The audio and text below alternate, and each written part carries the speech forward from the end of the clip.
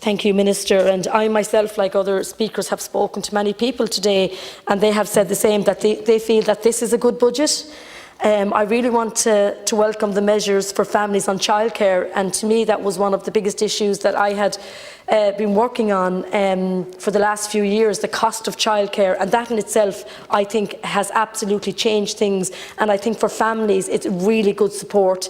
And again, we spoke about health and of course the education, particularly for next year, for primary children to have free books for 2023. I would also say that I think it is important that we look at post-primary, but all these, all this funding is welcome. And while I welcome the measures for people who can access medical cards and GP cards, that again is another huge, I think, from talking to people that really feel that they should have been getting a medical card or a GP card, now they can. And I just want to ask, what are the steps that are being taken to increase the GP numbers to meet this new policy? Because I think it is important, this is a very important part of the budget, and I'm just wondering what steps have been taken on that.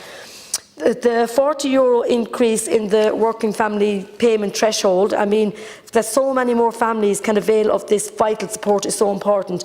However, and I just want this checked, my understanding is even though this is the low-income payment, those who receive it still are not eligible for fuel allowance, and I just think that that also needs to be looked at. I want to welcome the decrease on the VAT for papers. And today I would have got a lot of phone calls in my office from people in the tourism industry just about the VAT supports and the concern that they feel that they're saying that this could run out early next year. I would fully support that industry, and I would ask that we do all we can to support it and continue them supports.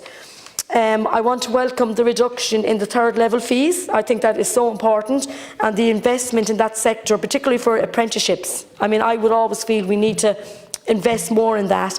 And I'm just wondering, will there be resources provided and funding to third level institutions to ensure the reduction in third level fees supports more people going to college? As you know, Minister, Carlow now, which we're very proud of, we are now a university town, Carlow Kilkenny, and I think part of that is to make sure that anyone that wants to go to college is able to go, that they're not in a position where they are not able to go because they can't afford the fees or they're not able to afford to go. So I would ask that that would be a priority.